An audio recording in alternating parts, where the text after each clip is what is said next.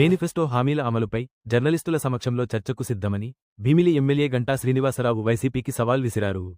ఎం.వి.పి. కాలనీలోని నివాసంలో బుధవారం ఆయన మీడియాతో మాట్లాడుతూ ఎన్నికల హామీలను అమలు చేస్తున్న కూటమి ప్రభుత్వాన్ని, హామీలను అమలు చేయకుండా ప్రజలను వంచిన జగన్మోహన్ రెడ్డి తప్పుపట్టడం విడ్డూరంగా ఉందన్నారు.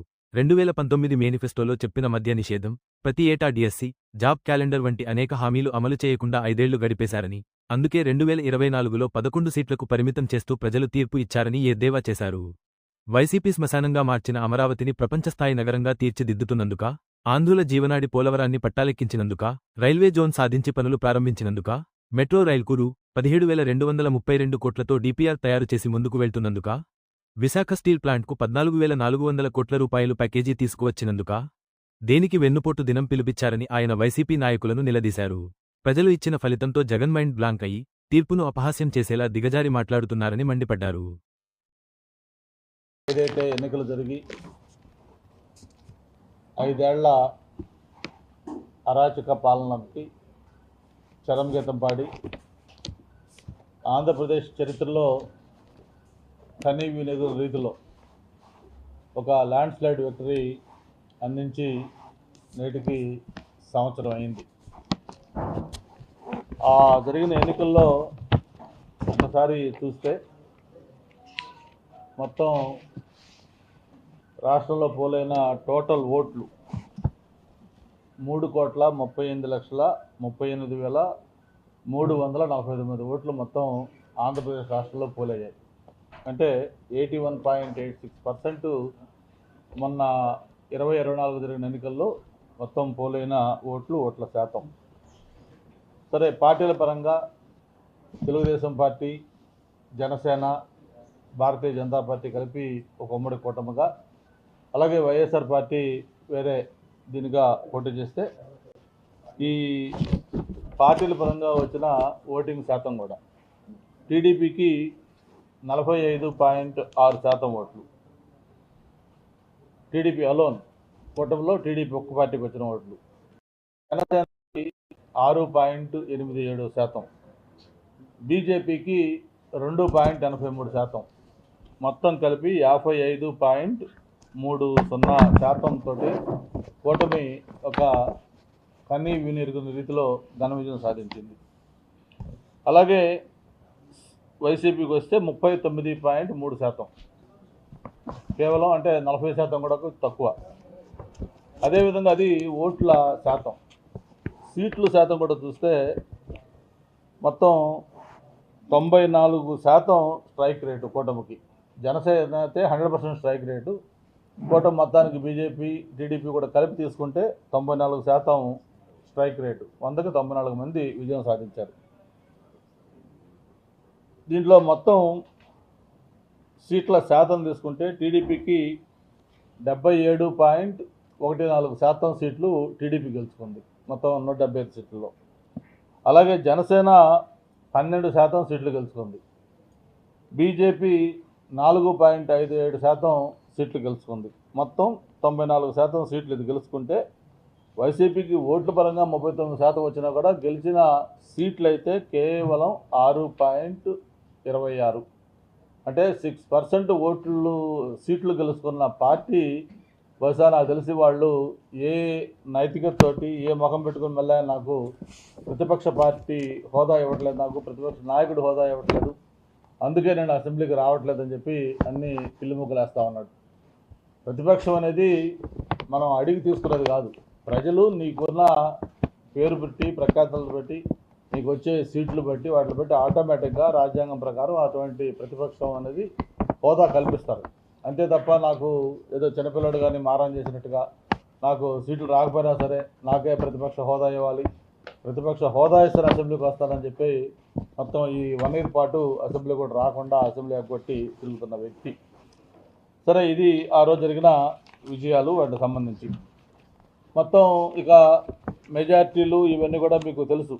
మొత్తం రాష్ట్రంలోనే హైయెస్ట్ మెజార్టీస్ మన జిల్లాలో 2 రావటం, అందులో మన పార్టీ రాష్ట్ర అధ్యక్షుడు పల్లా శ్రీనివాస్ గారు గాజువాక నుంచి అతనికి 95,000 పైన ఓట్లు మెజార్టీ ఎదురు రావటం, 93,000 ఓట్ల మెజార్టీ మనకి భీమిలో రావటం, మూడోది 92,000 అక్కడ మంగళగిరిలో లోకేష్ బాబు గారు రావటం. ఇట్లాగా టాప్ 90 మెజార్టీలు 3 కూడా 2 ఉత్తరాంధ్రలో విశాఖపట్నం నుంచి, 1 అక్కడ ఉన్నాయి. అయితే ఇది ఎందుకు ఇవన్నీ కూడా ఉపద్ఘాతం చెప్తా ఉన్నానంటే, ప్రజలు ఎంత మొహం మత్తారంటే అసలు వైఎస్ఆర్ పార్టీని భూస్థాపితం చేయాలి అనే ఒక కృత నిశ్చయంతో ఆ రోజు మొన్న ప్రజలు అవతల పార్టీ క్యాండిడేటు లేకపోతే ఇంకొకట ఏవి కూడా చూడకుండా ఎట్టి పరిస్థితుల్లో జగన్ అనే వ్యక్తి మళ్ళీ ఈ రాష్ట్రంలో ఉంటే ఈ రాష్ట్రానికి ప్రమాదం ఉంది, మన జీవితాలకి ఇబ్బంది ఉంది, అటువంటి జగన్ని భూస్థాపితం చేయాలి, ఆ పార్టీని భూస్థాపితం చేయాలి అనే ఒక దృఢ నిశ్చయంతో, అంత ఖర్చుతోటి, భయంతో, ఒక కోపంతో అన్నీ కలిపి వచ్చిన ఫలితమే మన అటువంటి మెజార్టీలు కానీ ఆ సీట్లు కానీ వచ్చినాయని చెప్పడానికి ఏమాత్రం కూడా ఇది లేదు. అయితే ఆశ్చర్యం ఏంటంటే, ఎవరైనా ప్రజల తీర్పుని రాజకీయ పార్టీలు అంటే దాన్ని ఒక దీనికి తీసుకొని ఏంటి, ఎందుకు ఇటువంటి రిజల్ట్ వచ్చింది, ఎక్కడ మిస్టేక్ జరిగింది, మనం మేనిఫెస్టోలో ఏం చెప్పాము, ప్రజలకు ఏం చేశాము, మనం ఎందుకు ప్రజలు ఇటువంటి తీర్పు ఇచ్చారని దాన్ని సమీక్ష చేసుకుంటారు. సమీక్ష చేసుకొని ఆ తప్పులు ఏమైనా ఉంటే ఆ తప్పులు రెక్టిఫై చేసుకొని మళ్ళీ ప్రజల దగ్గరికి వెళ్ళి వాళ్ళతో పాటు కలిసి పనిచేసి వాళ్ళ యొక్క దీన్ని పొందాలని ఎవరైనా ట్రై చేస్తారు. కానీ మనకు తెలుసు, ఊరందరిది ఒక దారి అయితే ఉలుపు కట్టిది ఒక దారి అంటారు. అట్లాగా జగన్మోహన్ రెడ్డి గారు ఆయన చేసిన తప్పుని ఆయన తెలుసుకోవట్లే.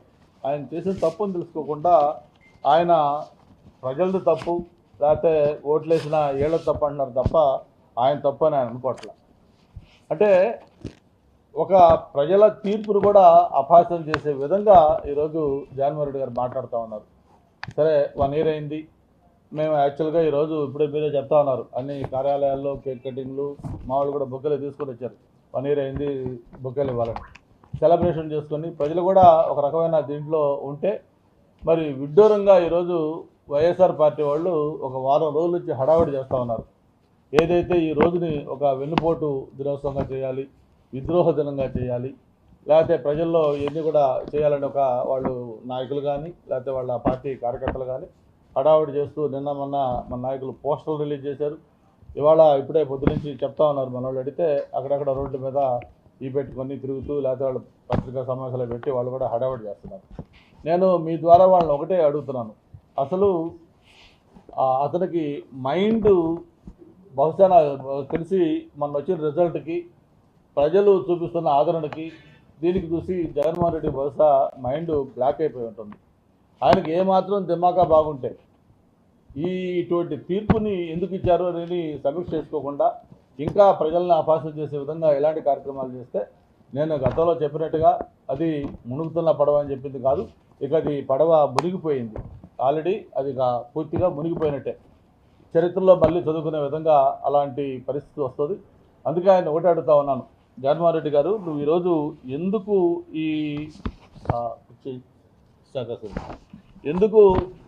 ఈ విద్రోహ దినము లేకపోతే వెన్నుపోటు దినము ఇవన్నీ కూడా నువ్వు చేస్తున్నావు అనేది ఒక్కసారి ఆలోచించుకోవాల్సిన అవసరం ఉంది. అసలు అటువంటి ఏదైనా బాబాయ్ హత్య విషయంలో కానీ లేకపోతే ప్రజలకు ఇచ్చిన హామీలు వెన్నుపోటు పడటంలో కానీ దానికి బ్రాండ్ అంబాసిడర్గా ఉంది జగన్మోహన్ రెడ్డి గారు. నేను ఒకటే మిమ్మల్ని అడుగుతున్నాను, ఒక శ్మశానంలాగా తయారు చేసిన అమరావతిని తిరిగి పునర్నిర్మాణం చేస్తూ దాన్ని గాడిలో పెడుతున్నందుకు విద్రోహ దినం చేస్తున్నావా జగన్మోహన్ రెడ్డి అని అడుగుతా ఉన్నాను. లేదు, ఉత్తరాంధ్ర కాదు ఈ రాష్ట్రానికి ఒక జీవనాడిగా ఉన్న పోలవరాన్ని మళ్ళీ కేంద్రంతో మాట్లాడి దాన్ని మళ్ళీ గాడిలో పెట్టి దాన్ని కంప్లీట్ చేస్తున్నా, అందుకోసం నువ్వు ఈ వెన్నుపోటు దినంగా చేస్తున్నావా అని చెప్పి అడుగుతా ఉన్నాం. అలాగే కేంద్ర ప్రభుత్వంతో మాట్లాడి సాక్షాత్తు ప్రధానమంత్రి గారు తీసుకొచ్చి ఇక్కడ ఎన్నో పరిశ్రమలు ఉత్తరాంధ్రకి యువతకి ఉపాధి కలిగే విధంగా ఎన్నో కార్యక్రమాలు చేస్తున్నందుకు నువ్వు వెన్నుపోటు దినంగా చేస్తున్నావా అని చెప్పి అడుగుతా ఉన్నాం.